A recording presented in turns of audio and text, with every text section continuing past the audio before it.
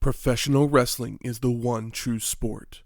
Other sports have their share of intense, dramatic moments, but nothing can compare with professional wrestling.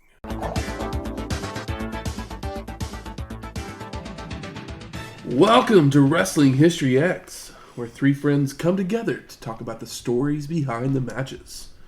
I'm Matt. I'm Donnie Brooke. And I am El My Gato.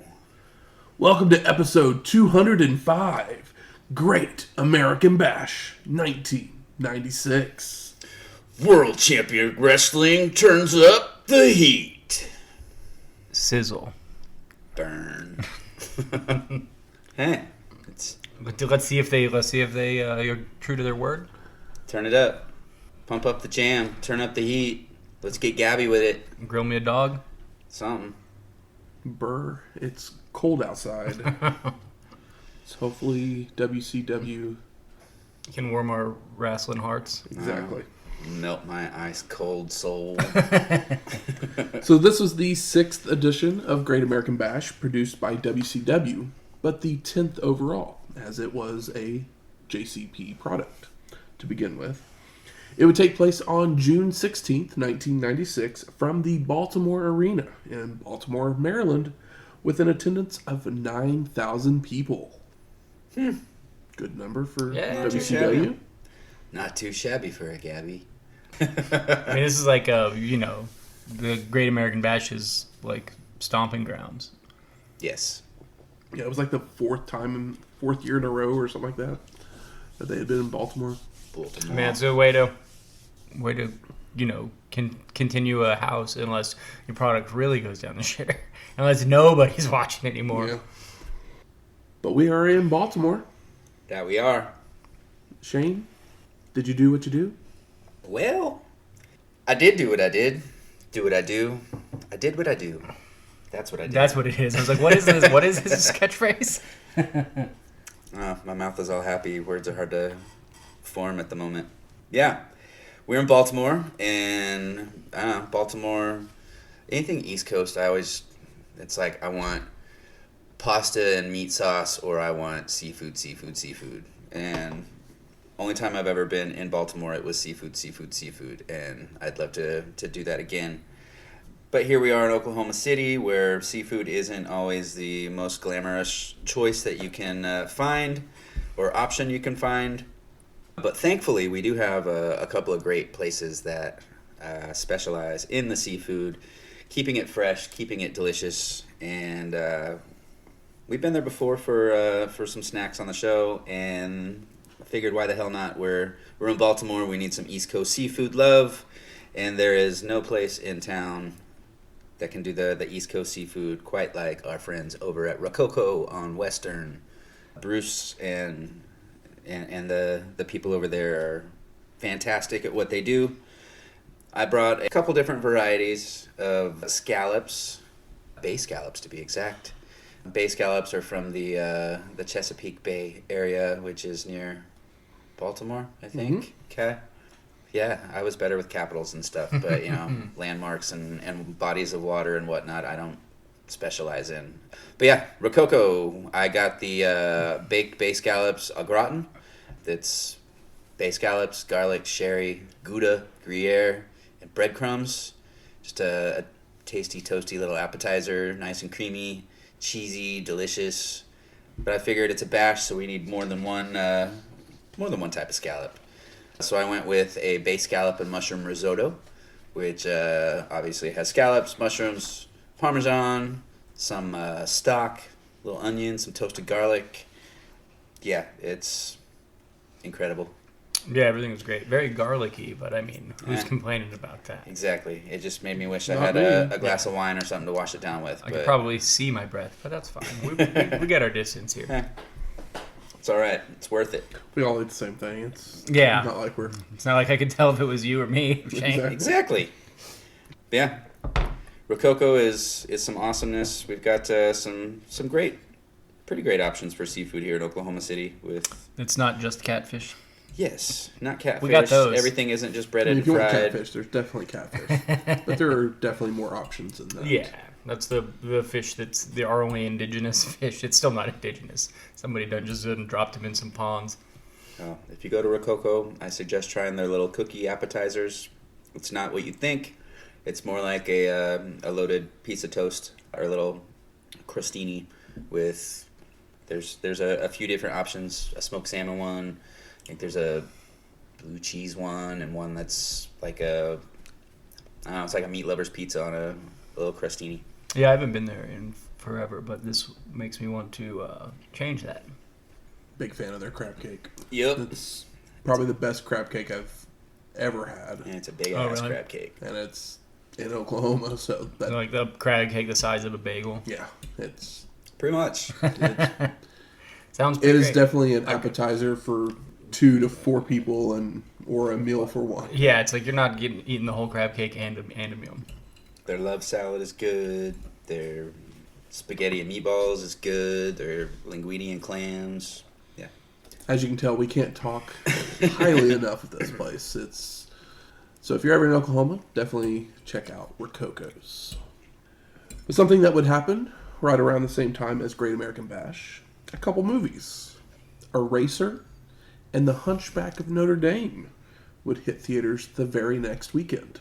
I didn't realize Hunchback was 96 because like Hercules was the last really big animated, like hand animated from 89 to basically like that decade of Disney being on top. I feel like this is the one that never crosses my mind, even though I saw it in the theater as a kid.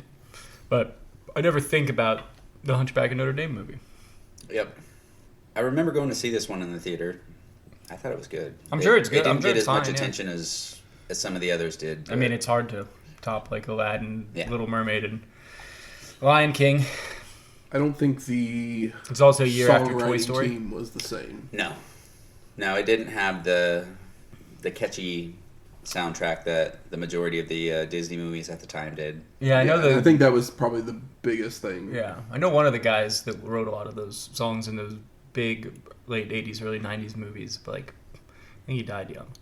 But one of the guys that's more responsible for the hits. Because this one had, I'm trying to remember who the cast was. Was it Demi Moore? Demi Moore and Jason Alexander. Jason Alexander, that's who it was. Oh, really? Was I did James not realize Woods in this one? No, he's Hades in Hunchback. Or not Hunchback, in Hercules. In Hercules, okay. Kevin Kline was. Oh, okay. Yeah, Kevin Kline. Love Kevin Kline. Love Kevin Kline more than James Woods, for sure. I mean, James Woods, I don't want to, I'd much rather get a cup of coffee with Kevin Kline, but James Woods is a great actor. Kevin Kline's married to Phoebe Cates, if I remember right. So yeah, definitely Kevin Kline. Their daughter is like an indie rock musician. Really? I saw her once with a friend that was there was a fan. I remember it was pretty good, but I'm not super familiar with it. I can't remember the name of the project though, but I remember being like, "Oh, that's weird that that's her parents." It's not that weird. Talented people sometimes have talented children. Now I gotta look up more about Hunchback because it's been forever since I've seen it. Well, so the music for like Aladdin, Lion King was Tim Rice and Alan Menken. Had their names backwards, but Tim Rice did not work on Hunchback. I can't think of one tune from Hunchback, but I probably didn't watch it a lot. Whereas those other movies, I was a little younger and they were bigger hits and, were VHS staples. Let's see. What are some songs from Hunchback? Because, yeah, I don't really remember either. Probably something about a bell. It's probably a song about ringing a big old bell. David Ogden Stiers was in it? Okay. It's not a song, but it's good to know. Eraser, I think I've only ever caught on HBO. Doesn't that one have like a science fiction gun in it? Yeah, it has the crazy like railgun Yeah, thing. because I remember always catching parts of it on cable as a kid and being like, "Damn, I need to see this movie." Is Eraser good? Is it? It's towards the end of like the Schwarzenegger It was good for 96, but it wasn't anything I think that holds up. I mean, it's not Terminator 2, but nothing's Terminator 2. No. Yeah, it's not great, but it made quite a bit of money at the box office. But And on rentals, because I remember it being a hit at Blockbuster. But who's the lady in it? Vanessa Williams. Okay. Yeah. Yeah, I just remember there being like some crazy gun in it, and that's the only thing I really remember, and that always intrigued me. But I never went back and watched it. And I love Arnold Schwarzenegger movies, but I typically stick to the classics. The only song... I don't know if Eraser's what, C tier, or is it B tier? Schwarzenegger. B minus C. Yeah, because we say somewhere it's probably riding the line. Like it's not, not. Hey, there goes my phone. Not the worst. Now you know my ringtone. Yeah, not the worst, but it's also keep that part. but it's also not, Running Man or. Running Man was great. Running Man rules. Yeah, that's what I'm saying. It's like it can't be Running Man good. Otherwise, I would have seen it. It's. I was gonna say it's up there with Junior, but I really like Junior actually. It's much better than Junior is much better than. You think so? I think Junior is better. Yeah. Than That's funny. I remember watching Junior as a kid, but I don't have. What was that one? I haven't been an adult. Last Action and Hero rewatch it. Or something like that. People hate that movie. I couldn't stand But that movie. I loved that movie as a kid and watched it all the time. And I haven't rewatched it, but I know I always thought it was weird that people like hated it. I was like, what's the hate about this? But as a kid, you just don't really think. There's so many movies I saw as a kid. I didn't realize they were like bombs at the time because you don't pay attention I to stuff saw like it that. as a kid, and I literally came out of the theater and went, "That was not good." I remember really liking it. Is Tom Noonan in that? I have no clue. Okay. Tom Noonan's got a very particular face. He's a big, tall guy. The name sounds familiar. With a look him up. weird egg-shaped head. Yes, he is. Okay, yeah, it's like he's kind of one of those guys that I don't even know why I know his name, but he's I think he's in one of the Hannibal Lecter movies.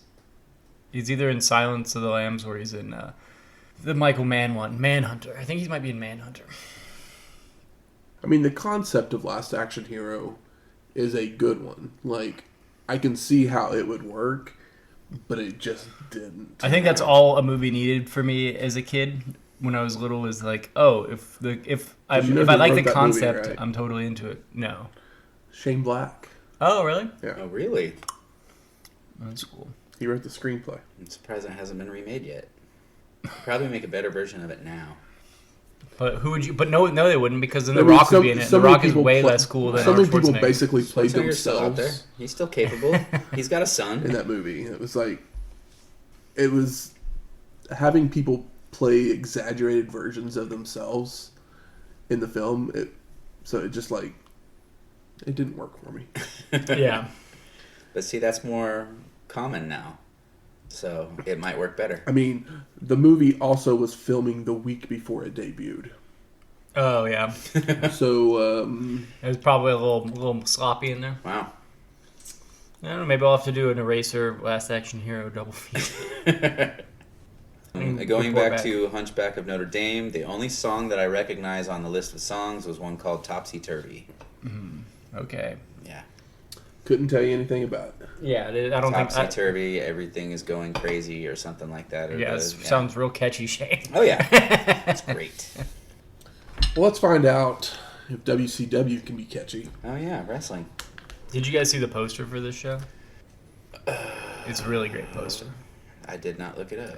It's like Mean Gene with like a giant plate of ground beef that's like in the WCW logo, and Bobby Heenan like grilling up burgers and dogs on like a 7-foot flame. It's great summer vibes. Ooh. I had a good time when I saw that one. I'm gonna look at that again. Yeah, that's great. That's fun. Damn it! Why didn't I make WCW? There's not even there's no wrestler on it at all. That's how great Mean Gene and Bobby are. It's like, yeah, everybody knows who these guys are. See, had I seen this poster beforehand, I would have made WCW shaped burgers for us. It's all good. This is probably better. We've all eaten enough cheeseburgers in our life. True. Not saying you can't make a great cheeseburger. Coco's was a much better decision on that one. Yep. Damn, I could have at least arranged it on the plate in a WCW shape. Sorry, I'll let you know next time that there's a really great poster ahead of time. So we open up as all the major players from the show give comments. We see Coach Bobby Heenan swear he's not scared of Savage, but he stumbles over his words in trying to convince everyone it's true. And then Coach Macho Man fires up his team. while Flair says they're taking no prisoners. Luger says he's still standing and plans on walking away with the title, but the Giant responds by telling Lex not to look up the definition of giant, because he's going to feel it firsthand. And the Giant finishes by choking himself and laughing. We then get the logo before being welcomed to the show by Tony Schiavone, along with Dusty Rhodes for commentary. The national anthem is then played while Sergeant Craig Pittman holds the flag. We also see a shot of a Savage doppelganger in the crowd. Who doesn't want to dress like Randy Savage? Pretty good cosplay of Savage. Tony and the Dream then discuss the show with Rhodes saying he feels certain things about Luger. Makes him feel some type of way, as they'd say today. Yeah. I hate that saying so much. Before moving on to the Outsiders and then the passing of Dick Murdoch, who had passed away the week before the show. Oh, R.I.P. Dick. that's right. Mm-hmm. But we go to our first match. Fire and Ice of Scott Norton and Ice Train versus the Steiner brothers of Rick and Scott Steiner. And it is announced that there must be a winner, as Schiavone explains that these two have had some non-finishes on TV.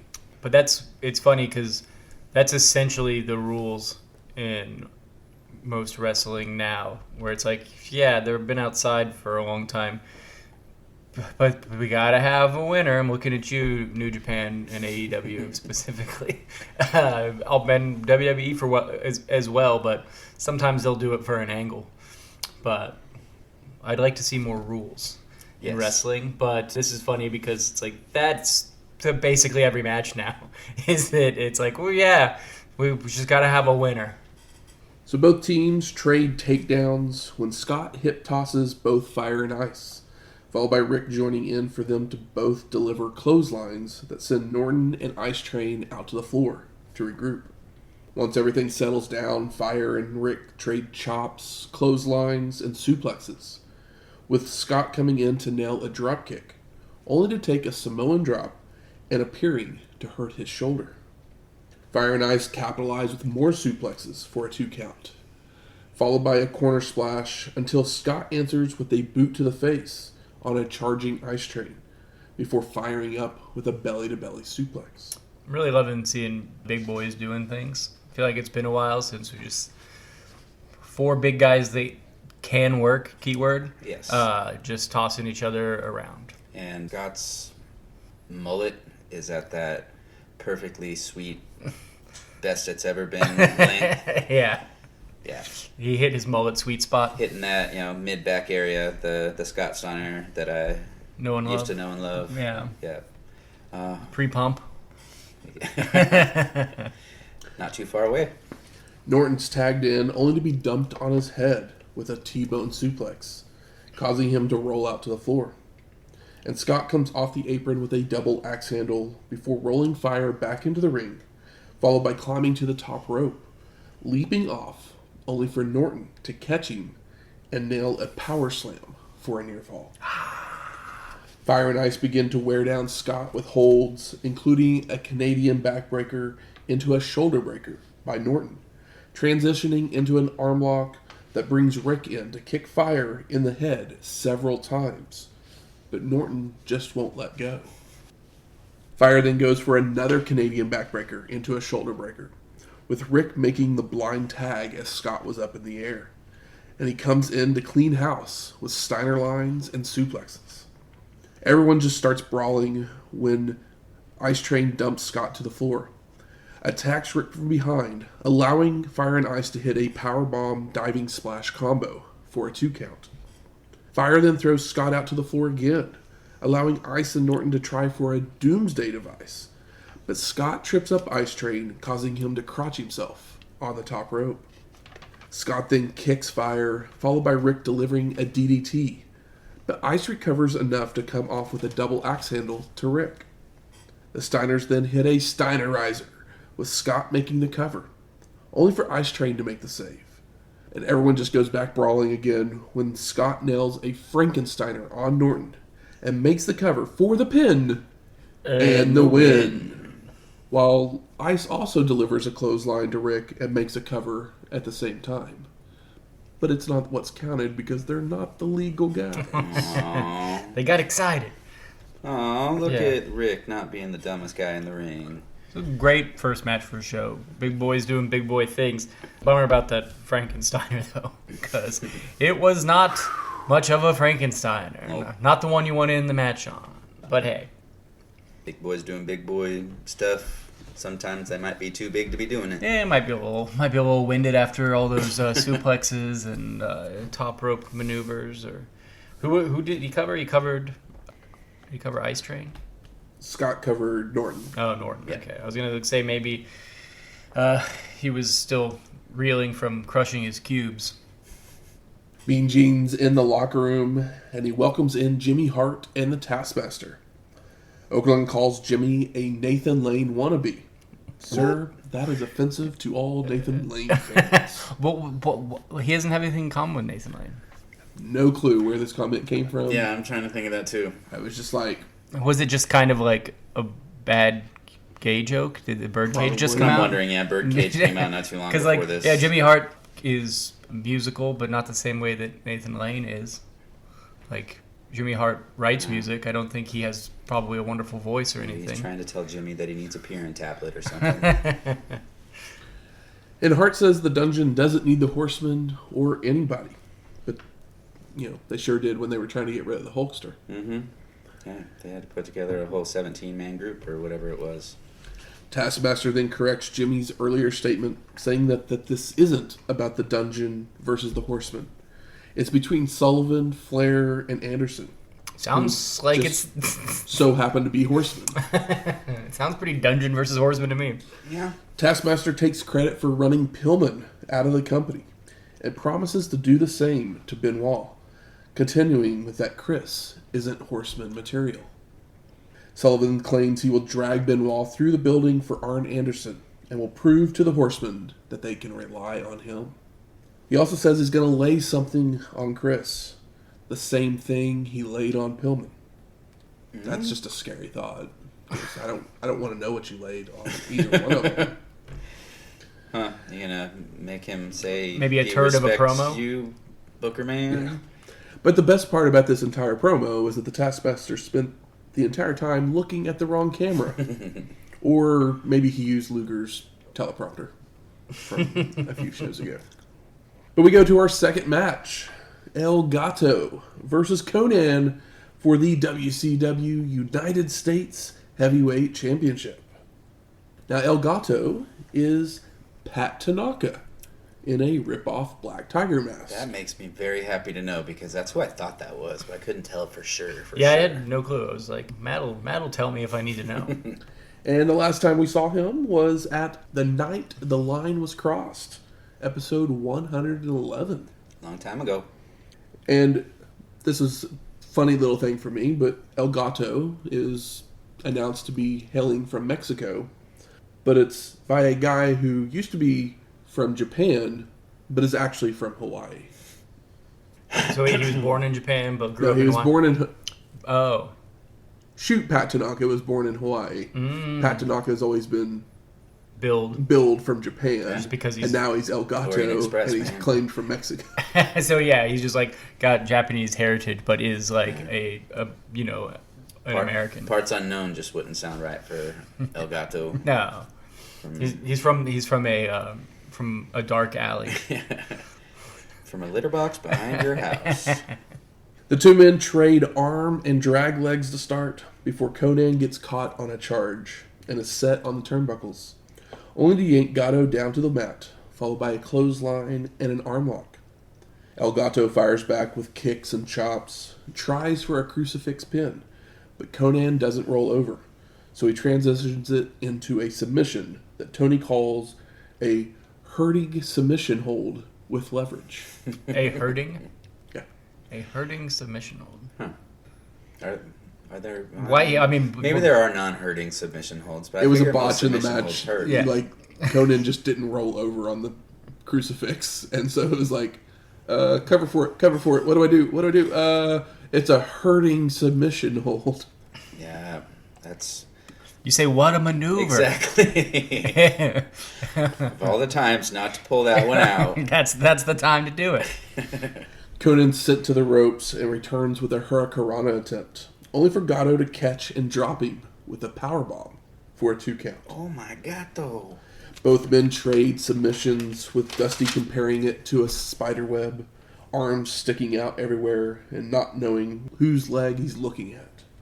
They break free for Konnan to toss El Gato into a corner, where he follows with a faceplant for a 2 count before hitting a rolling clothesline. Gato then yanks Konnan through the ropes, where he follows out with a baseball slide that is avoided, allowing Konnan to get back in the ring, where he takes El Gato back down to the concrete with a sunset flip bomb off the apron. Big old nasty thud, and the crowd is into it. They get a good pop for that. I know it's kind of silly, but the rolling clothesline, kind of like it. Yeah. It's like I don't understand why that makes it stronger, but it looks cool, and sometimes that takes it out of me. But it's it's got some lucha guys here. It's kind of like a discus lariat. You're just turning around to give the lariat. Yeah. But it's that little extra bit that gives the lariat. They return to the ring, where Konnan catches Gato trying to leap up and over his charging opponent, where he nails an Alabama slam and makes a jackknife cover for the pin and the win. The deep bridge. It was a nice match. Yeah, it was good. I liked it. We go to the back. Mean Gene's there with Sting. And Okerlund says that Lord Steven Regal is a bit of a sissy. Whoa. But looks can be deceiving. So the Stinger accuses Gene of stirring things up, only for Sting to just kind of finally agree. The Stinger continues by making fun of Regal drinking tea with his pinky sticking out, asking if that's how they breed boys in England. Pushing it down like the scene in the birdcage. That's definitely not the American way. Sting then forgets his lines and tries to play it off like he was going to say something too controversial. And Mean Gene tries to save Lord Steven's reputation, even expressing regret for his earlier comments. But then the Stinger promises to straighten out Regal. Yeah, what the fuck is going on with Sting in this promo? He's just doing a gay panic promo against Steven Regal for being British. He's just British. I mean, it's not. He's not doing like gold dust stuff. It's kind of funny. Sting doing the really bad accent though, kind of makes it all worth it. Oh my goodness, Sting. He's never been the strongest promo, guys. So we go our third match. Diamond Dallas Page versus Marcus Alexander Bagwell for the Battlebowl ring. Huh. And Shivani and Rhodes try to do some damage control during the entrances for the previous interview segment. DDP grabs the mic to tell all the Baltimore bimbos to forget all about Carl Ripken when Page is in town. And Tony immediately corrects him, saying that it's Cal Ripken, the true Iron Man of baseball. Yeah, like I feel like everybody knows who that is, whether they like baseball or not, because he's I assume he still was the attendance record guy, right? Yes, most consecutive games played ever. Yeah. And so now I'm just picturing like the intro for My Name is Earl, but my name is Carl. Is there a more famous story Oriole? of a Frank and Brooks Robinson, maybe? They'd probably be the only ones that are up there on the list. Yeah. Yeah, I don't know. I don't know who they are, but I figured I'd ask because those with baseball knowledge might probably sure. go with me, but mine is very limited. Yep. I don't know no baseball. So Bagwell got this match because him and his tag team partner Scotty Riggs had a coin toss on WCW Saturday Night, and Bagwell won, so he got the chance at the ring. I feel like it's been a while since he's been on a pay-per-view, so I'm sure he's happy for the extra pay. So in fact, the last time we saw him was at World War III, episode 173. So the Battlebowl ring is now so important that the opponent flips a coin for it. Yeah, that's how your opponent is decided. Well, both Scotty and Marcus were both like, I'm going to get the ring. And they were like, okay, we'll flip a coin. You know what? Who gets the match. You know what's exciting, though, is that it's not Zebra Man. What's the guy? What was he's had some Booty Man? No, it's not Booty Man or Jim Duggan, which is typically what would normally be on a WCW pay-per-view right here. So I'll take Bagwell over either of those guys. Very true. So Bagwell runs into the ring, causing DDP to bail out to the floor, but jumps back in to attack as Marcus Alexander Bagwell disrobes and sends him to the floor.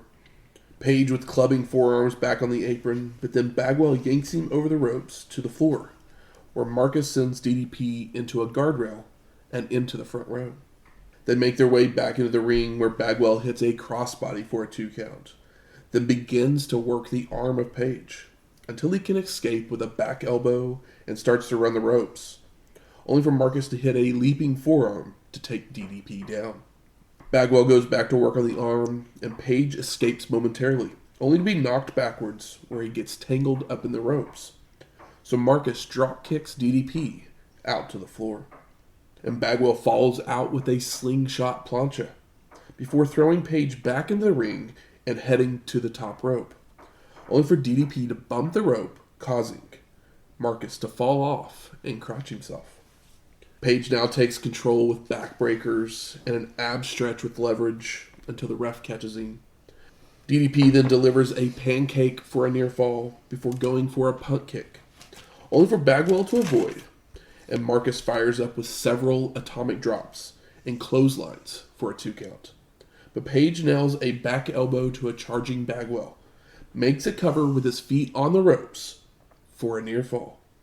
DDP then whips Marcus to the ropes, and he goes for a tilt-a-whirl something, only for Bagwell to reverse it into a head scissors. The old tilt-a-whirl something.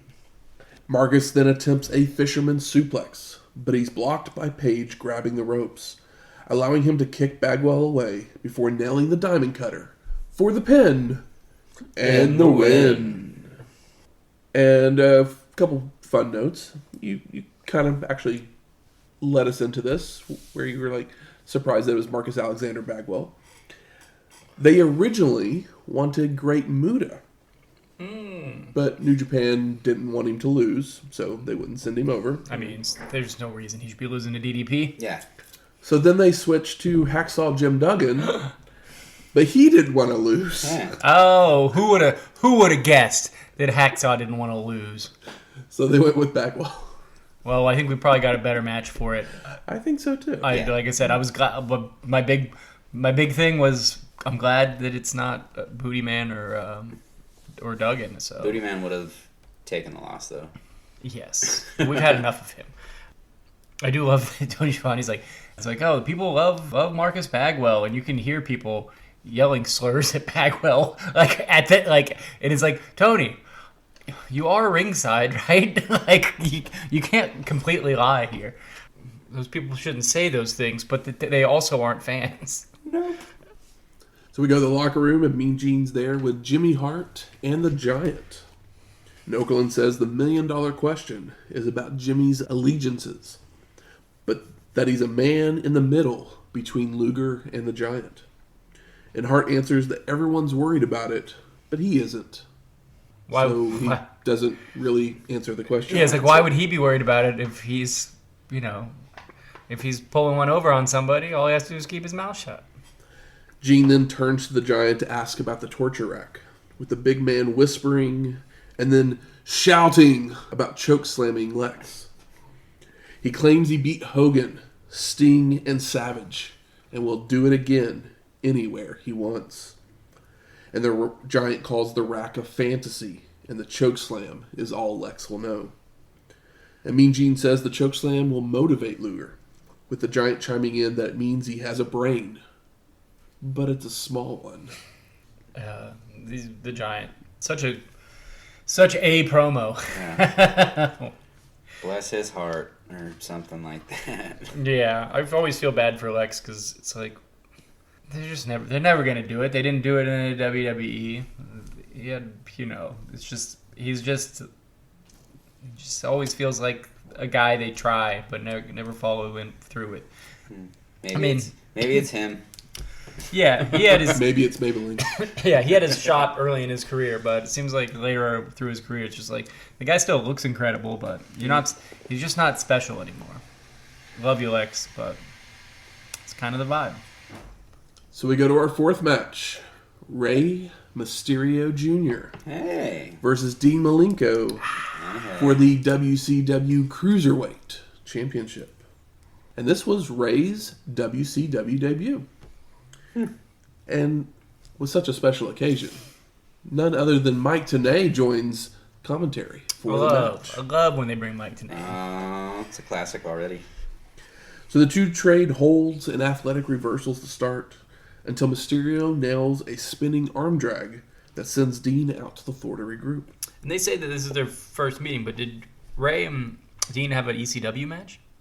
I actually looked this up, and I do not think that they ever had a match in ECW or in Japan. Okay, I was just curious because there was a time period pretty recently in ECW where a lot of these guys were like having matches with each other, and I was just like, was there a Rey Dean match? And I wasn't sure, so I had to ask because they said it was their first meeting, which could just mean, but I was like, there's a pretty good chance they had an ECW one.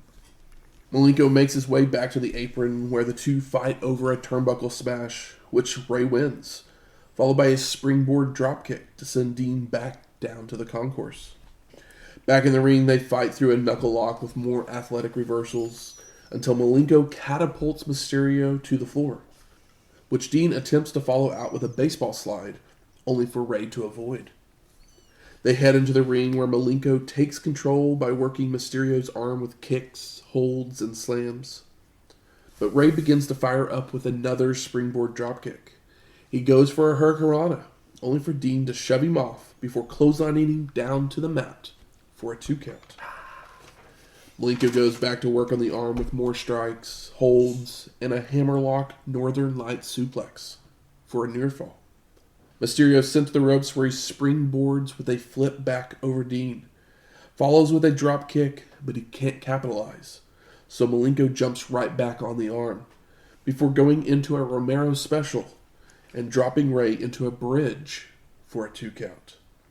Dean continues showing off the 1,000 holds and a back suplex for a near fall. Follows it up with a butterfly suplex for a 2 count. Mysterio finally escapes when the momentum on a whip sends Malenko out to the floor. But Dean makes it back to the apron, only to be dropped back down by a baseball slide, followed by a springboard somersault plancha.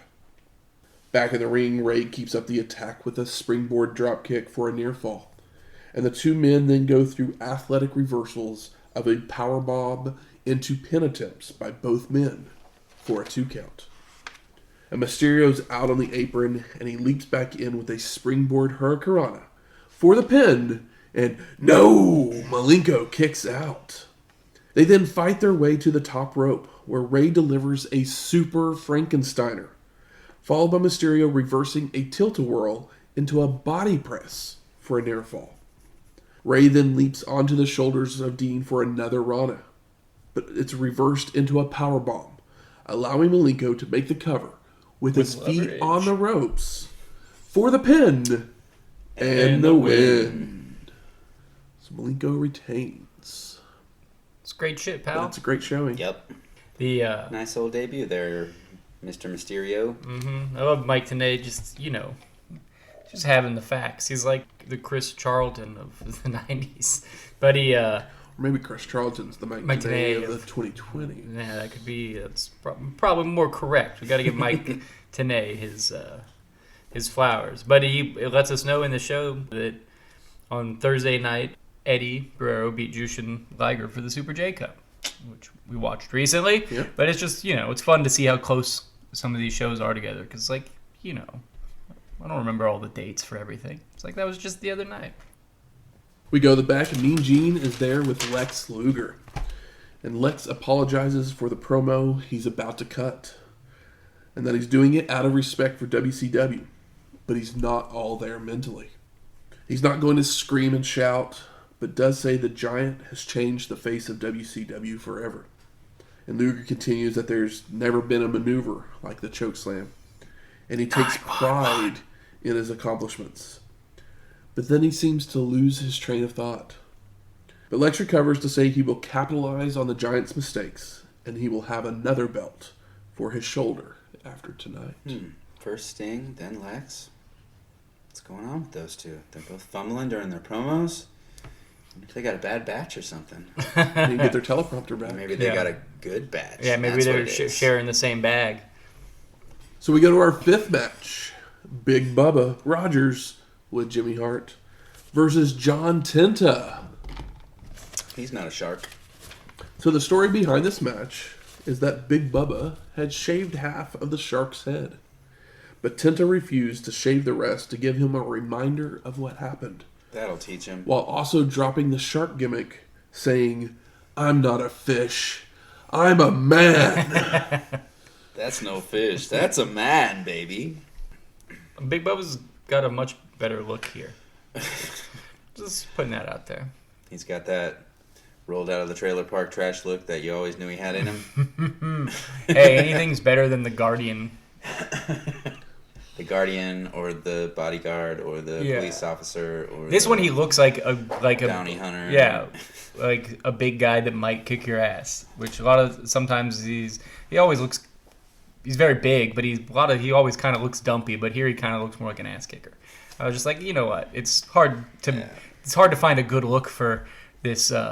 Ass kicker look to him, like potato sack of a man. But yeah, exactly. But this looks like he might not take your shit and would and punch your lights out. It's like out. the guy that'd be sitting at a table in the back at the what the hell was that place called in Police Academy? Blue Oyster Bar. Oh yeah, he stands up sitting in the shadows. And of course the camera's really low, so he looks even bigger. So Rogers and Hart come out with a chunk of John's hair, cutting at it with scissors. While Tenta would enter with absolutely no music. Boss move. In the aisle and beginning to brawl. Big Bubba rolls John into the ring and heads up top, only for Tenta to knock him off and down to the floor. John would roll out to toss Rogers into the steel steps before they head back into the ring, where Tenta keeps up the attack in the corner with butt splashes. John gets caught with a right hand on a charge into a corner, followed by Big Bubba grabbing a foreign object from his pocket to continue with loaded punches. And he finally passes it off to Hart on the outside before the ref can question him, allowing him to continue the punishment with an enziguri and several guillotine body presses across the second rope. Rogers then drops down to the floor to nail an uppercut for a 2 count as the ref catches his leg on the ropes. As Big Bubba argues with Nick Patrick, Tenta makes it back to his feet to attack from behind. But when he goes for a body slam, the weight is too much, and Big Bubba falls on top of him for a near fall. Whew. The two trade strikes until a reversed whip sends John to the corner, where Rogers drops down to the floor and trips up Tenta to ram his leg into the ring post. Posted. Big Bubba hits multiple knee drops on the leg before having his whip reversed into a corner. But he does avoid a charging John, allowing Rogers to nail a back suplex. Big Bubba then climbs up top, but Tenta catches and drops Rogers with a power slam for the pin and the win. You should have covered him, Big Bubba. You can't just leave a man laying there. All while Jimmy was on the apron celebrating and not paying attention. Ha.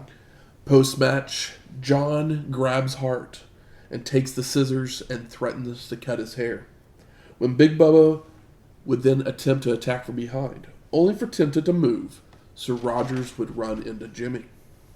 John then turns and cuts off part of Big Bubba's goatee. Oh my gosh, not his bad goatee. Sending Rogers retreating while holding the goatee to hide the damage. So he didn't cut his beard. He just put his hand over his face. I mean, you gotta get a little thing. Like, yeah, he just gave him a trim. Like, yeah, that's why he put his hand over his face. I can't let everybody know. Every 2 weeks, Tenta, and I'll let you cut my goatee. Yeah. But then you've got all... So why don't you just let him actually cut it? Or maybe do something else. It's not that strong of an angle. You got the announced I team. mean, it's not like Big Bubba He Rogers just cut has off lots of Bubba's hair. beard. Yeah. Cut Jimmy's hair. Jimmy's always got a lot of hair. Mm-hmm. Jimmy's still got a lot of hair. Yeah, he does. He's like fucking 80. Still looks fucking 60. He looked like he was 60 when he was 40, and he looks like he was 60 when he was 80. That's not too bad. So we go to the back, Mean Gene's there with Steve McMichael, Kevin Greene, and their wives. And Okerlund calls Mrs. Greene Terry, which she gives him the side eye for because it's Tara.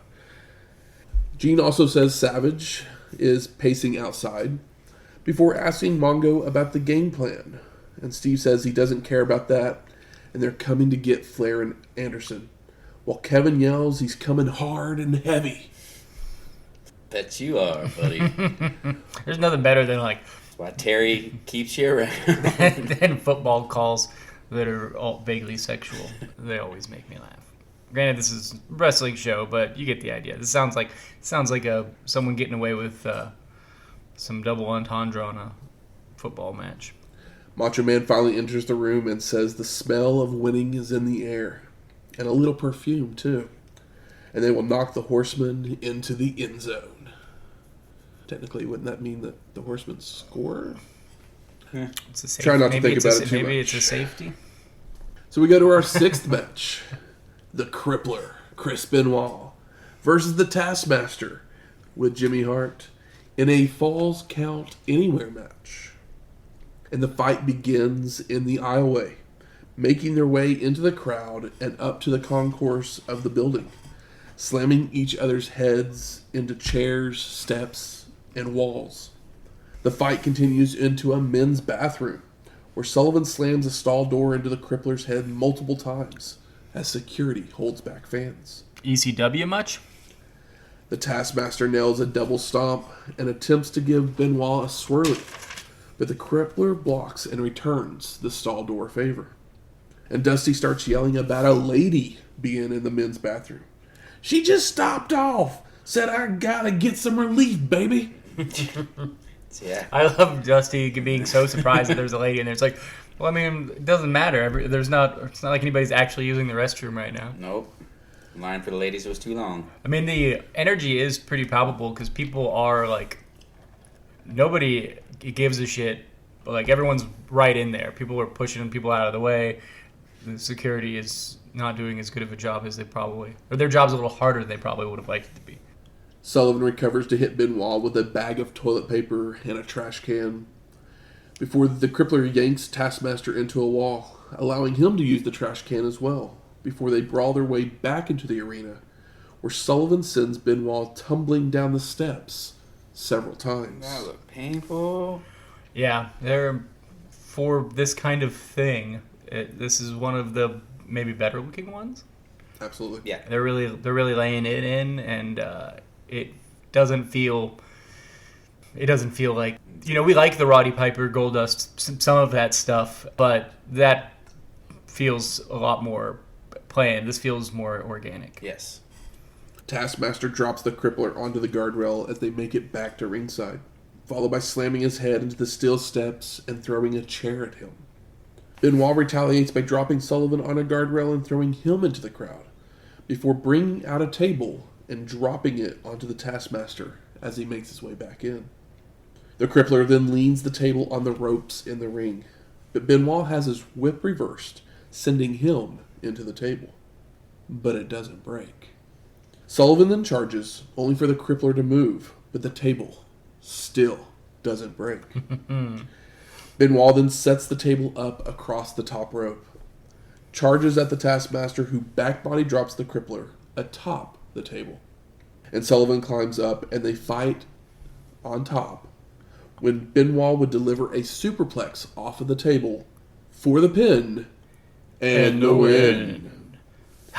And the crowd goes wild. They were way into this, and I get why the Attitude Era went so far, because, I mean, look at their reaction to this. Granted, these guys are doing it better than a lot of people go on to do it, but Yes. it's getting genuine reactions from people.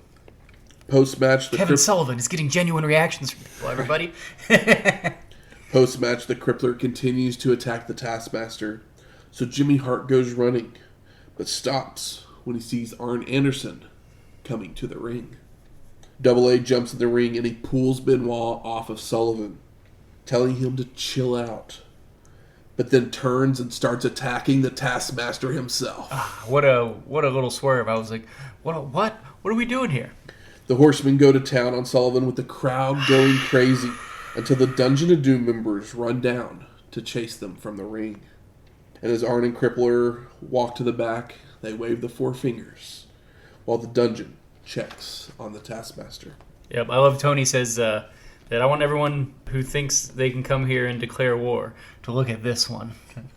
It's like, okay. The war that nobody wanted. He's teeing it up, you know. Some decent... Tony's pretty meat and potatoes, but you got to give him his flowers when they bloom. So we go to the back. Mean Gene is there with Woman and Miss Elizabeth when the Horsemen join them in the locker room. And Benoit yells, "Righteousness!" while Anderson says the wannabes are out of there and the Crippler has earned his spot and his stripes. The Enforcer continues by telling Sullivan that they are at war, so bring on the troops. Benoit then chimes in that he warned the Taskmaster not to mess with the Horsemen, and he put him in his place. Okerlund then speaks to Flair, who tells Mongo to look at his all-pro team.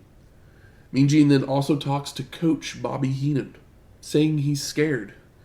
But the Brain claims he's not scared of Macho Man, that it's not going to happen. It's not going to happen to me. Nature Boy then has another line of wisdom to share. There's a lot of things Macho Man would like to do that he can't do anymore. Right, Liz? Woo! He also says house instead of horse at one point. He's in that same bag as the Stinger and Luger. It's a big old party bag. So we go to our seventh match. Lord Steven Regal with Jeeves Jabs. versus Sting. And the Stinger starts laying it in, sending Lord Steven to the floor, where Sting tosses him into the guardrail and backdrops him down to the mat before returning to the ring. Can I point something out? I love that Sting is wearing rainbow scorpion pants after cutting a Gay Panic promo. Yep. It's like, come on, man. Like, what were you thinking? You have other gear. Maybe he felt bad about the promo. I don't know. I just thought it's just, the scales of justice were evened out. We're evened out this match. Regal responds with an eye poke and uppercuts for a 2 count, only for the Stinger to come back with arm drags, forcing Lord Steven out to the floor to regroup and argue with fans. When he returns, Regal offers a handshake. Pinky's out. But Sting rejects him and intimidates him, only for Lord Steven to take the fight to the mat, controlling with holds, strikes, and cheap shots. Regal drop kicks the Stinger in the ear for a near fall, continues the attack with elbows, knees, and more uppercuts, before going back to more various submission holds on the arm. The comebacks are continuously fended off by Lord Steven, until Sting reverses a whip, nailing multiple drop kicks for a 2 count. The Stinger then heads up top, only for Regal to meet him there and deliver a super butterfly suplex for a near fall. Lord Steven then applies the Regal stretch, which is an STF. Made famous by Eric Watts. But he releases it when Sting doesn't submit. And the Stinger makes it back to his feet and begins to just absorb the strikes from Lord Steven. Firing up with right hands, goes for the Stinger splash, only for Regal to get his knees up in the corner. Lord Steven then charges at Sting, who backdrops him and applies the Scorpion Deathlock for the submission and the win. We then get a commercial for Bash at the Beach, where we see a man adrift at sea when he discovers an island full of women, but it's all a mirage. And the ladies tell him to get real before the narrator tells us this year's Bash will be beachy. It was a Beachy Keen, y'all. Nice to see Sting and Regal also doing the right thing. Babyface works from underneath, gets better of the heel with a submission after, he can't quite break Sting down. Also, was it the last show where Sting dyed his hair black? Or is this the first one? Because This is the one where he's had it transitioning over the last several months of shows, but this is the one where like it looks like any trace of blonde is finally gone. Yeah. I miss the Guile buzz cut. Maybe that's where our fun-loving Sting went. Aww. Replaced by a dark-haired hate monger. Hatred. So we go to our 8th match. Nature Boy Ric Flair and Arn Anderson with Miss Elizabeth, Woman, and Coach Bobby Heenan versus Steve, Mongo McMichael, and Kevin Greene with Debra McMichael, Tara Greene, and Coach Macho Man Randy Savage. I love that they're billed as the legends of Gridiron. It's fun. And Michael Buffer makes those introductions. So let's get ready to hut. Mongo and Greene do some football drills in the ring to hype themselves up. Aw, where's Hacksaw? And there's a sign on a large bedsheet behind them in the crowd that says Mongo sucks, as the action gets going with Double A and McMichael trading arm wrenches and trips. It is a huge sign. It's like, damn, you guys mean it. Mongo then challenges the enforcer to a 3-point stance-off, with the football player getting the upper hand. But the next time, Arn sidesteps and trips up McMichael, charging in, where Mongo gets a boot up. Only for Anderson to be too smart for that. So Mongo leaps off the second rope with a shoulder block. Looks good, too. The two men lock up again with Double A hitting a knee lift and a clubbing forearm, before turning to knock Greene off the apron with a left hand. But the All-Pros turn the tide with a big boot and double-team stomps, sending the enforcer rolling out to the floor, where Macho Man gets a shot in as well. The Horsemen regroup before returning to the ring, where Kevin Greene tries to psych them out doing crazy push-ups and other drills, but Flair comes in to style and profile, until Greene hits several shoulder tackles on both horsemen, sending the Nature Boy storming down the aisle, only for Savage to bring him back into the ring. Greene then hits a back body drop, multiple leaping clotheslines. Mongo comes in to keep Nate from tagging out, and then knocks him down several times as Flair goes for shoulder blocks, only to walk into a boot to the gut. Michael takes some chops and right hands, but he no-sells them, and fires up with chops of his own, a hip toss, and a back body drop. But the Nature Boy uses an eye poke to slow the momentum, before heading to the top rope, where Mongo press slams him off to the mat. McMichael then applies the figure 4, so Arn runs in, only for Greene to do the same, nailing a shoulder tackle and applying a figure 4 to him as well. Oh my god, double figure 4s. But Mongo gets too close to the ropes, allowing Woman to rake his eyes, causing him to release the hold. And the wives begin to complain, so Miss Elizabeth and Woman chase them to the back. While back inside the ring, the Horsemen have taken control with a low blow and some double teaming on McMichael. Nate tosses Mongo out to the floor, where Anderson can continue the punishment until Macho Man makes it over to run him off, before helping McMichael up to the apron, where Flair knocks him back off using the ropes, allowing the Brain to get a shot in as well. The Nature Boy then drags Mongo back into the ring and starts chopping away, which wakes up McMichael, who fires up with a choke, only to have Nate find the uprights. That's a low blow. Flair with the running knee drop, and he brings in Double A to keep up the attack with chokes, a double axe handle, before the Horsemen team up for a double vertical suplex. Mongo is sent to a corner, but he fires up by charging out with a clothesline, but he cannot capitalize. The enforcer tries for a big roundhouse left, only for McMichael to duck and atomic drop Arn right into the Nature Boy, causing a Flair flop, while also allowing Mongo to make the crawl to this corner for the hot tag. Greene cleans house with chop blocks and body slams, delivers a back body drop and a power slam to Nate. Kevin then tosses the Nature Boy to a corner for a Flair flip out to the apron, where he ends up walking into a big boot from McMichael on the apron. What a great fucking spot. Looked good.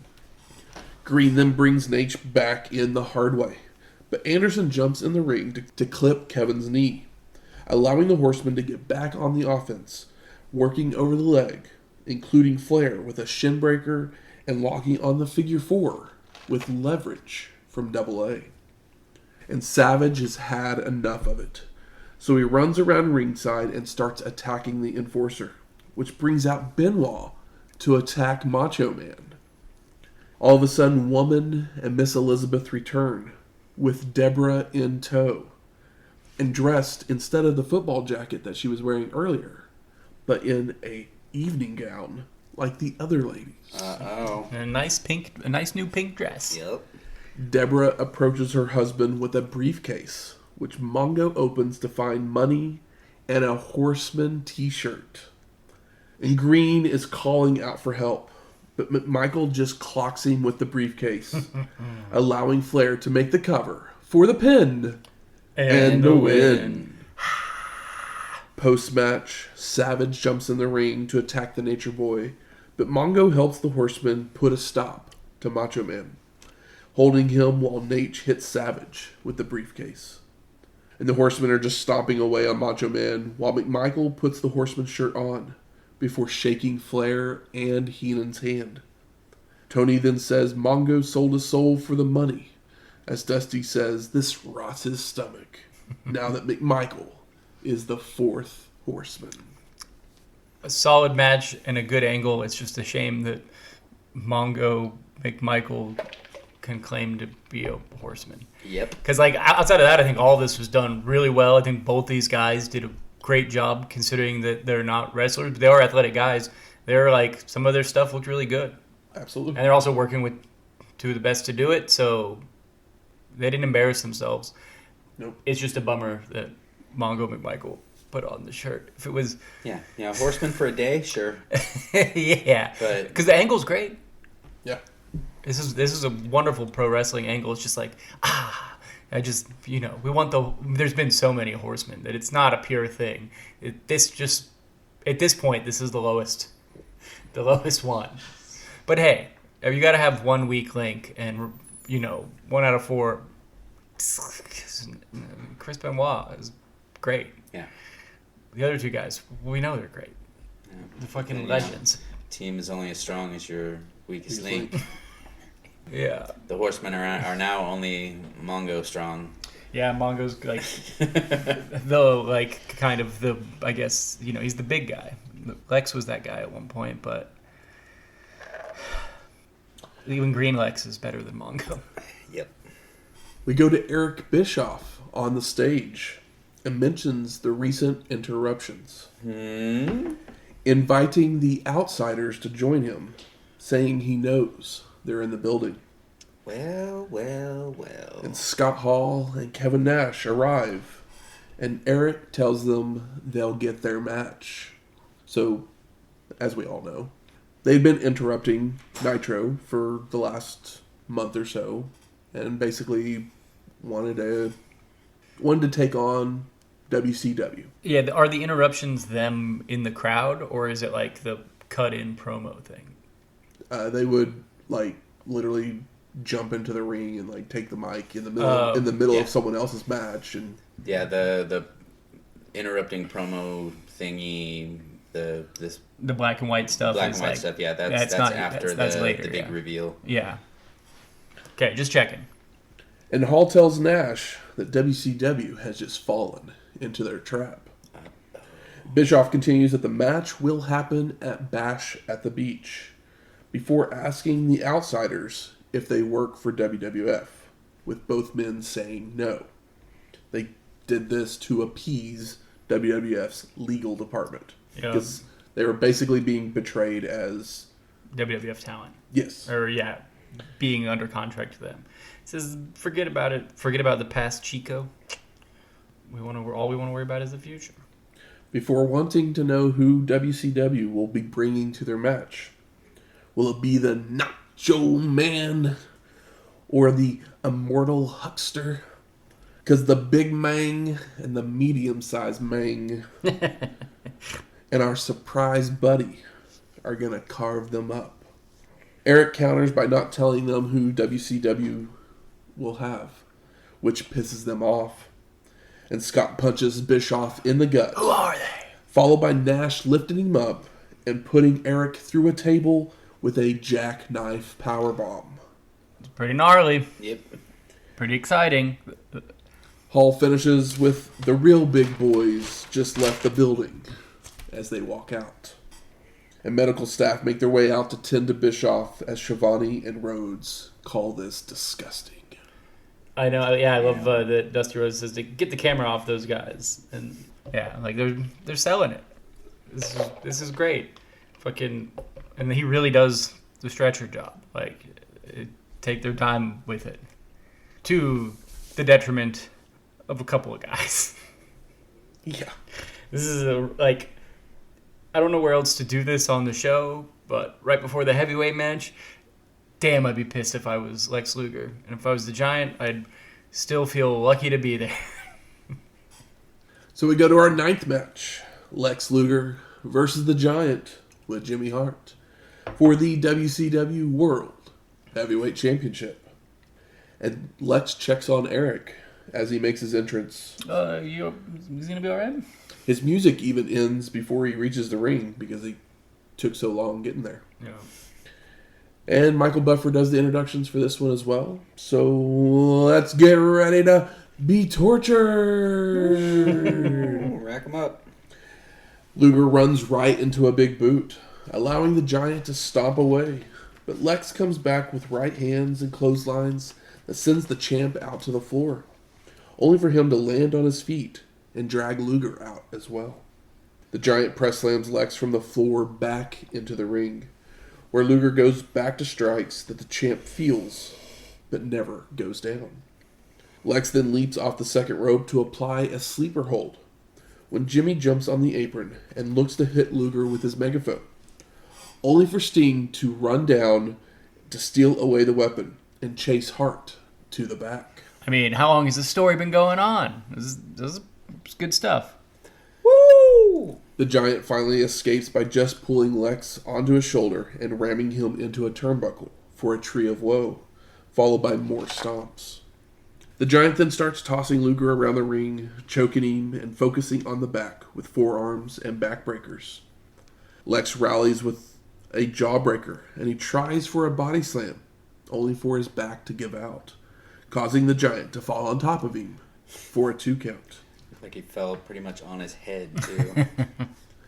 The champ keeps up the attack until Luger nails a slingshot dropkick, follows it up with a clothesline and running forearms, before clipping the leg of the Giant to take him down to a knee.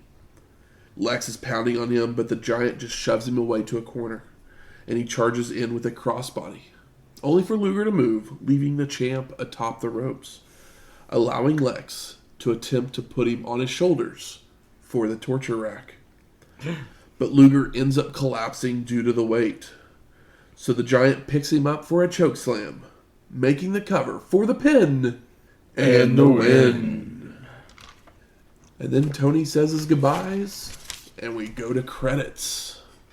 Yep, the crowd immediately leaves. They are all up and out. It is... I want to say that these guys did a really good job considering that the crowd couldn't care less at this point. But I think that they did. I think that they had a solid showing considering it was Lex Luger and the Giant. But I don't know how you come back from what just happened.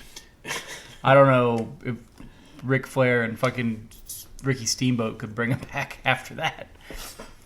So I ask you, gentlemen, what are your overall thoughts of Great American Bash 1996? Pleasantly surprised. The show rules. And see, I was just like, it wasn't terrible. It wasn't great. It just was one of those that just... For it me, was a time killer for me. No Huckster. Yeah. No Booty Man. No Duggan. There's like no traces of Hulk on this show, really. It feels like a WCW show, and there's no horrific matches. And there's some good angles sprinkled throughout as well. But like it's a solid, entertaining show. And like I said, even the Paul White, the Giant match was good considering. Like, I mean, I felt bad for the guys. Yeah. I'm not saying it's horrible or terrible or anything like that. It didn't inspire me. Yeah. It wasn't one that I'm like, man, I got to watch that again. I have a thing with WCW shows where, like, I'm either really disappointed or I'm excited that I'm not disappointed. And this definitely is excited that I'm not disappointed. So it's like, maybe it's, I mean, I really, really liked it, but maybe it's just because I've been beaten down so much. But I think that the show was really solid. Yeah, It was definitely solid. Scrolling back, I mean, yeah. I think for me, it had a somewhat strong start, and then it was just puttered out at the end. I mean, yeah, definitely put it out at the end. But like I said, what are they going to do after that angle? So there are parts of WCW shows that we can usually get behind. But from match 1 to match 9, I think this might be the most consistently good show Matt's with me. WCW has put on since before Hogan showed up. Maybe that's why I liked it so much. Like I said, I thought this was great. If more pay-per-views were this solid, wrestling would be in a better place. I mean, we got some fun debuts. We got a star-making turn for a guy that America is just getting to know in Benoit. We're getting a mid-card match in DDP that shows you how charisma can get you to the top. Yeah, for sure. I'm like, I agree the air was let out of the bubble for the main event. And I wish I had a balloon to like, squeeze the air out of. The only way that possibly isn't like that is maybe switching the main and the semi-main, because then you have the big angle at the end of the show. Yeah. But it's just who knows? Who knows, really? Because like, I don't know if after the whole Bischoff going through the table thing with the Outsiders, like, who knows if that actually if that pops the crowd or not. Yeah. Also, like, how do you put that? How do you put that in at the very end of the show? Like, you can, but it's not really related to anything else. Yeah. And you got to get it in case something goes over or whatever. Like, a lot of times these shows, when they end. They got 5 minutes to rack the tape for a replay on pay-per-view or whatever. So yeah, I think like this is probably one of the better shows we've watched at WCW over time. So sorry, Shane, you're the odd man out. I'm okay with that. It was fun. Like, I would, yeah. I mean, I don't know how often I rewatch wrestling shows, but if to throw something on in the background, like, this is one where, you know, you'll probably look at the TV a little more often while you're vacuuming than some other shows. I mean, the worst match is Big Bubba versus Tenta, and it doesn't outstay its welcome. Yeah. It's short and sweet, and like the dumbest thing about the entire match is that he just cuts the goatee, because it's like, really? Yeah. That's how we're gonna get our revenge for cutting half your hair. It was kind of nice to see him as John Tenta. Yeah. He's a man, damn it. Yeah, he's not a fish. He's not a fish. Although, come on, that fucking singlet is all time singlet. Good. Where's the smart marks at? All right, fuck you. I think it's time we smark it up. So what are some of the best moments of this show? The Four Horsemen angle was really great. It's just like I said, wish it could have been anybody else, but like, the angle was great. Maybe if the shirt wasn't in there, maybe it was just the money and they just paid him off. But obviously she has like the dress on, showing that, like, you know, she's already accepted the money and like decided, and it's like, this is what we're doing, Steve. Yes. Debra wears the pink dress in this family. She wears the pants. I was like, she doesn't wear the pants. I know, yeah. Well, yeah, the Misterio Malenko. Hell yeah. Such a good match. Yeah, it was great. Those two could just butter bread, and I'd probably just be as happy watching the two of them. I mean, Malenko would figure out 1,000 different ways to do it. So it's been fun to have, like, the, you know, the junior style matches. Like we got 2 on the last WCW show. You get 2 here, and just getting We'll better. continue to get them. Yeah, it's great. It's nice. Benoit and Taskmaster showing everyone how to do a quick Walk and brawl. A walk and brawl that is quick but intense. Doesn't have to say welcome. And it's really good. Yeah, the only bad spot, in my opinion, in that is when he hits him with the ball of paper towels from like the storage closet. But Bring out this trash bag of paper towel rolls. But slamming his head into that door, it's like, ooh, Yeah, those look good. Every door slamming, I cringed a little bit every time it hit Benoit's head. I mean, yeah, anytime I see anything hit Benoit's head, I get a little emotional. But yeah, the big boy match. It was nice to see a big boy tag match. Yep. And it's all big boys that can work. That was a staple of like early WCW was tag teams, but all the tag teams were giants. Yeah. Your skyscrapers? Yes. Mm-hmm. Skyscrapers, Doom, Road Warriors. It was just a whole bunch of big boys, but those big boys are not as agile as the Steiners, nor Fire, nor Ice. No. I've already mentioned it, but I'll mention it again because it's worth mentioning again. Scott Steiner's sweet mullet. Yeah. And this is the time that we always give our flowers to Mike Tenay. Oh, yes. Absolutely. Because he's the best. I also love Flair's little piece of wisdom where he about Macho Man not being able to do certain things. Oh yeah, that was good. Liz. That was a great line.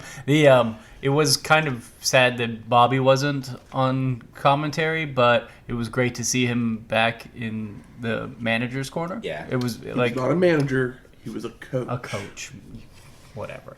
But yeah, it's cool to see him back by the ring. But I mean, most of the time we love Bobby on commentary. Depends on if he got a little too sauced, but he's still better than Dusty, even though I like Dusty more than some other people, as far as, being behind the microphone goes. How about most disappointing? Sting and Luger's promos. Yeah. Especially the Sting one, because that whole... It's like you're not really going anywhere with it, and it's not... Calling Regal a sissy, and, it's just like, what are we doing here? Like, the point of having a promo and a feud with someone is to make each other look better, and there's nothing about that promo that helps Regal.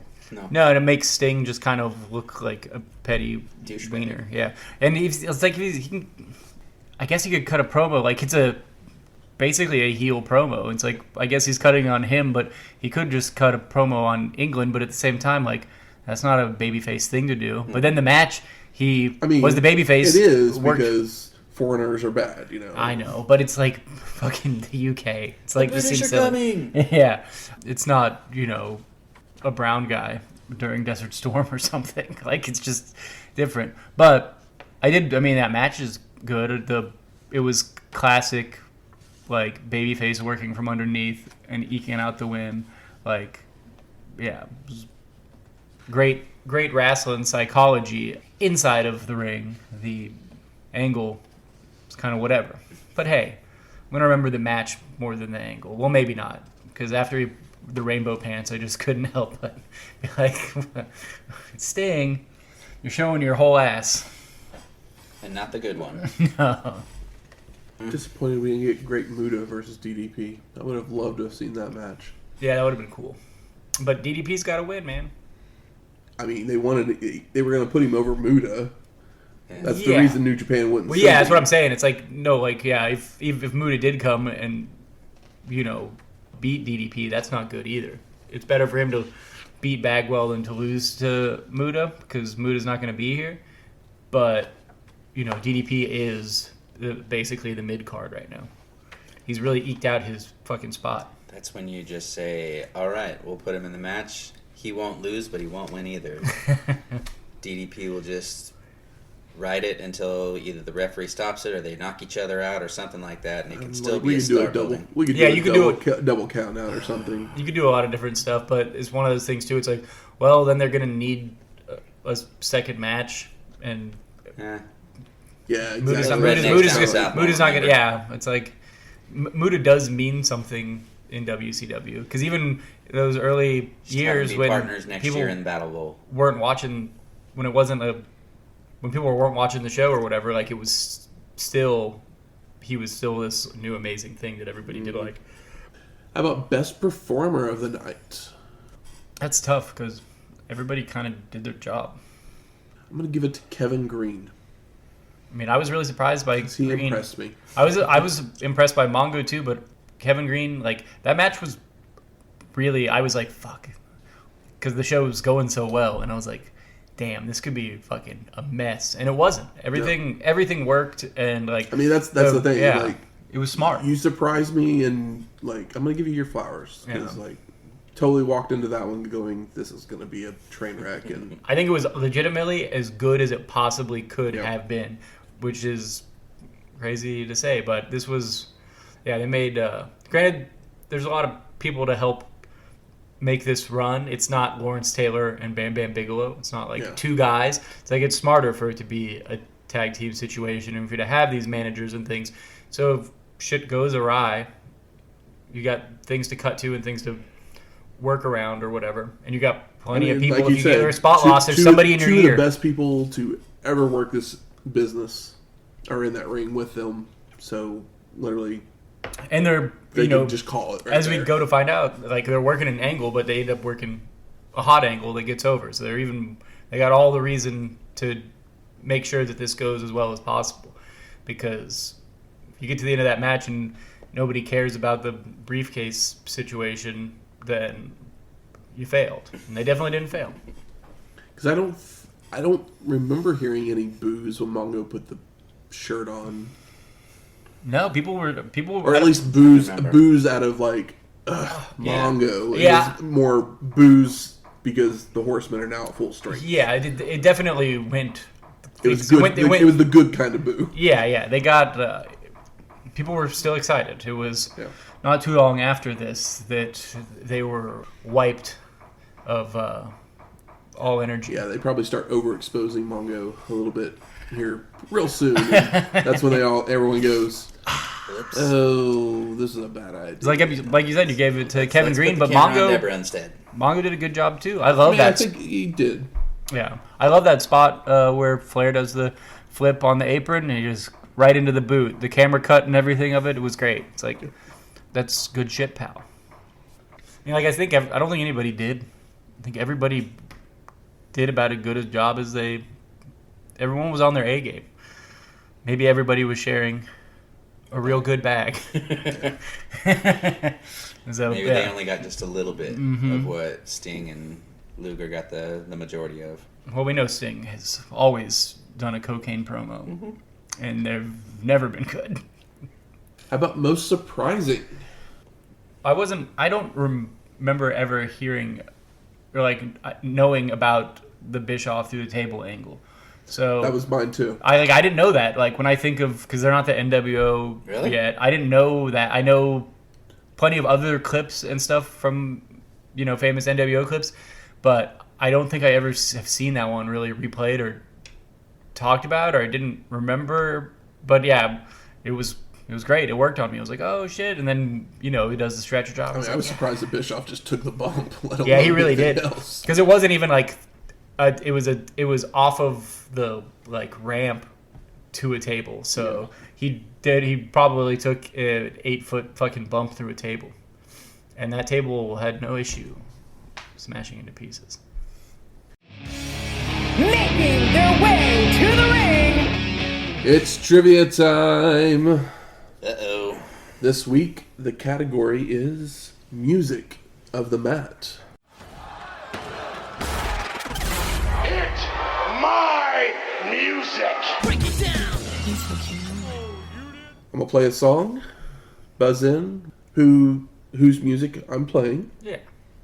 Correct answer gets you 3 points. Here we go.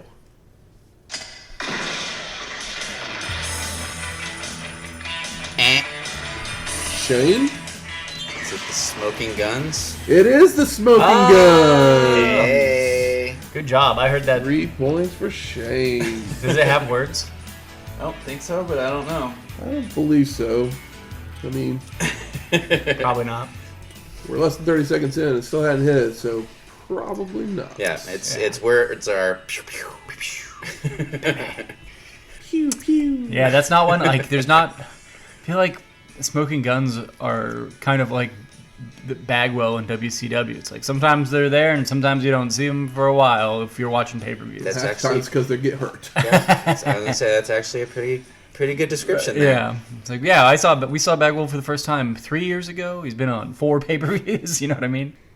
That's kind of how the guns feel. Smoking Guns have been champions. I don't know, probably 3 like times. 6 times. Okay, Yeah. 3 times. All off of television, all like on TV or from a house show. And then I don't think they've actually lost them at all either. They've had to vacate them all Yes. 3 times too. Who's the man with the who's the injury prone? Billy. Yeah. Really? Yeah. Damn, that's funny because he might be the one guy that still is like. Yeah, he basically has all of his injuries then. And then Bart's the one that gets hurt and like has to like leave wrestling. because I mean altogether. Billy Gunn is Yep. still bigger than he's ever been. Oh, Maybe he yeah. just got buff enough to like to say to like I don't know. He's Man, huge. It's crazy. how Mr. huge ass he is. to one generation and then Daddy ass to the next generation. That Really, if you thought about it, Some like staying if somebody power. told you like a year and a half ago that Billy Gunn would be part of the most over thing essentially in AEW, you'd be like, yeah, right. But that's where we are, and that's one of the great things about wrestling is that just shows, much like it was back then, the Clique is still running the show, literally in one organization, and one of the hottest attractions in another one. Next week, Hardcore Heaven 1996. just like heaven, hardcore heaven. Hardcore. So we're going back to Philly, eh? We are going back to Philly. We go back to Philly Pretty much every other week. every other damn week. Yep. ECW, I don't know if like the rent's high or what, but they have so many shows. I think they just put a bunch of them on tape. Yeah. Yeah, it's like, well, we're shooting one room, we might as well tape Got it. everything. Gotta pay the guys something, so let's put together this little video package to sell to people. So the music from this week's show is the Great American Bash opening and the Giant One Hour main event. So we play Dungeon of Doom by Jimmy Hart. If you like this episode or any of our other ones, please go out there and rate and review us on iTunes, Stitcher, Google Play, or wherever you find your podcast at. Do as Michael says. 5 stars or no stars. Be a pal. And if you have any questions, comments, concerns, If you've ever been to Philly and tried something that I've not mentioned ever in the 205 episodes of our little podcast here, send us some suggestions, some food. We drinks. haven't done one in a while, but I think maybe next time we get like an ECW show, it's like a hardcore heaven, a good one.